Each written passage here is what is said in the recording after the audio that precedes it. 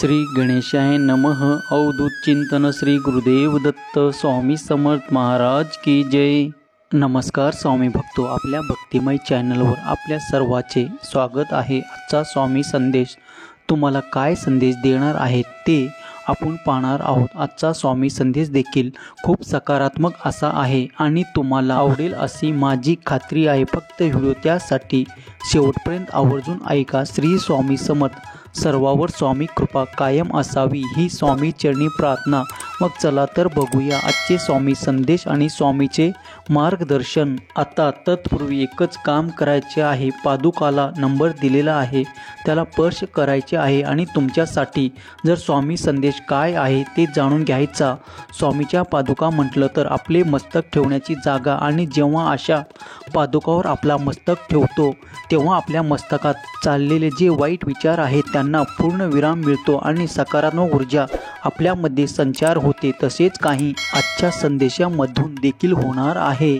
तुमचा स्वामी शक्तीवर विश्वास असेल तर होय माझ्या स्वामी आईच्या शक्तीवर विश्वास आहे असे टाईप करा आणि स्वामीचा आशीर्वाद प्राप्त करून घेण्यासाठी कमेंटमध्ये गॉड इज ग्रेट टाईप करा। भाग्यवंत ठरा म्हणून तुमच्यासाठीचा नंबर निवडा आणि तुमच्यासाठी स्वामी संदेश ऐकून त्यावर काम करायला सुरुवात करा म्हणजे काय करा तर तसं वागण्याचा प्रयत्न करा किंवा ते विचार आपल्या जीवनामध्ये आणण्याचा प्रयत्न करा। 100% खात्रीपूर्वक सांगतो तुमचं आयुष्य बदलल्याशिवाय राहणार नाही। ज्यांनी 1 नंबरची पादुका निवडले आहे त्यासाठी स्वामी संदेश काय आहे। स्वामी अशा भक्तांना सांगू इच्छितात की तू फक्त तुझे चांगले कर्म करत राहा।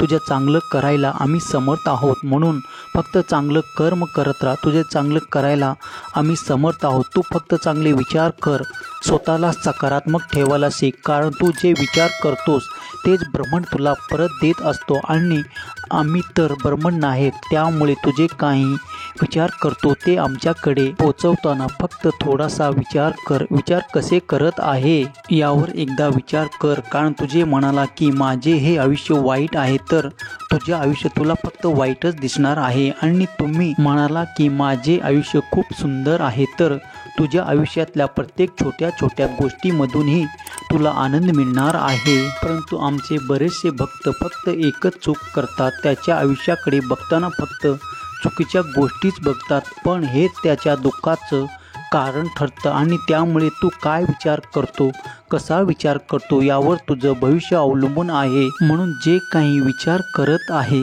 त्याचा स्वीकार कर, पण त्याचा स्वीकार करताना सकारात्मक विचार ठेव आणि मगच पुढचे पाऊल टाक। तुझं आयुष्य सुंदर होणार आहे। आता तुझं तू ठरव की तुझे आयुष्य आहे ते तुला रडत रडत जगायचं की हसत हसत खेळत, आणि हे तुझं आयुष्य आहे। आता तुझ्या आयुष्यात आम्ही तुझ्या सोबत आहोत, तरीही जर तू रडत रडत जगायचं ठरवलं असेल तर आम्ही काय करणार। त्यामुळे तू फक्त एकच गोष्ट लक्षात ठेव की तुझ्या आयुष्यात तुला हसत खेळत जगायचं आहे आणि मी तर सदैव तुझ्या पाठीशी आहेत। आम्ही तर सदैव तुझ्या पाठीशी आहोत। त्यानंतर 2 नंबरच्या पादुका निवडला आहे त्याच्यासाठी स्वामी काय सांगतात ते जाणून घेऊया। स्वामी सांगतात, अरे हे आयुष्य जगत असताना, ही नाती गोती सांभाळत असताना तुमच्या समोरचं नेमकं तुम्हाला काय समजतो किंवा तुम्हाला तुमच्यासाठी काय आहेत हे वेळेवर समजणं देखील गरजेचं आहे, कारण अशी व्यक्ती फक्त गरज असेल किंवा आता दुसरे पर्याय नाही म्हणून जर तुमच्याकडे येत असेल, तुमच्याशी बोलत असेल आणि तुमच्या भावना गुंतलेल्या असतात आणि त्या भावना फक्त तुमच्यात असतात। समोरची व्यक्ती तुमच्याशी व्यावहारिक हेतू ठेवूनच वाचतो, पण तुम्ही मात्र तिच्यासाठी सतत उपलब्ध असता, तर अशा व्यक्तीचा तुम्हाला शून्य असता। त्यामध्ये तुम्हाला गमावण्याची भीती तुला का सतावते, आणि ज्यांना जायचे असेल ते जाणारच आहे। मग तू कितीही प्रयत्न करतो, कितीही त्यांना थांबवण्याचा आग्रह कर, परत ज्यांना जायचं आहे ते जाणारच आहे। परंतु काही लोक असेही असतात, तुझी परिस्थिती कशीही असू दे, तुझी वेळ कशीही असू दे, तुझी साथ मात्र सोडत नाही। आणि खरी हीच लोक असतात जी सदैव तुझी असतात। जाणाऱ्यांना कधी अडवू नकोस, आणि तुझी आणि तुझ्यासाठी थांबले आहे त्यांना मात्र कधी अंत येऊ देऊ नकोस। जे निघून गेले ती तुझी नव्हतीच असं समज आणि पुढे जायला शिक. आणि हो, पुढे चालत असताना आम्ही तुम्हाला आसपास आहोत हे मात्र कधी विसरू नकोस. हे मात्र कधीही विसरू नकोस. भिवू नकोस. मी सदैव तुझ्या पाठीशी आहे. 3 नंबर पादुका निवडले त्यांच्यासाठी स्वामी काय सांगतात हे जाणून घेऊया. अरे, आयुष्य खूप सुंदर आहे, पण आयुष्यात तो सतत मागे वळून पाहतो ना, ही सतत एकच गोष्ट. तिच्यामुळे याच्यामुळे माझ्या आयुष्यात ही दुर्दैवी घटना घडली किंवा ही वाईट वेळ आली, हा वाईट प्रसंग आला आणि असं नाही करायला नको होतं, असं त्याने करायला नको होतं, किंवा मी असं वागायला नको होतं, किंवा माझ्याकडून ही चूक झाली आणि यात जर तरच्या गोष्टी झाली आणि यात त्या गोष्टीमध्ये तू इतका अडकून गेला की तुला स्वतःलाच दुःख तू स्वतःच देत आहे आणि तुझ्या दुःखाचा कारण तू स्वतःच ठरत आहे आणि हे मात्र तुझ्या लक्षातही येत नाही. आणि म्हणूनच भूतकाळ आठवून तू फक्त निराशाचं आयुष्य जगत आहे. आणि म्हणून तुला असं वाटतं की तुझ्या आयुष्यामध्ये चांगलं काही घडत नाही.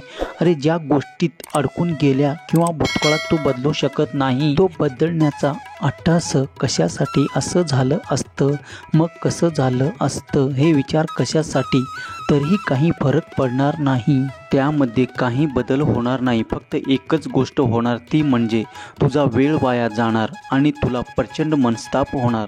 त्यामुळे या गोष्टी स्वीकारायला शिक. स्वीकार करून त्या सोडून द्यायला शिकू नका. त्यातले अनुभव घेऊन तू पुढे जायला शिक.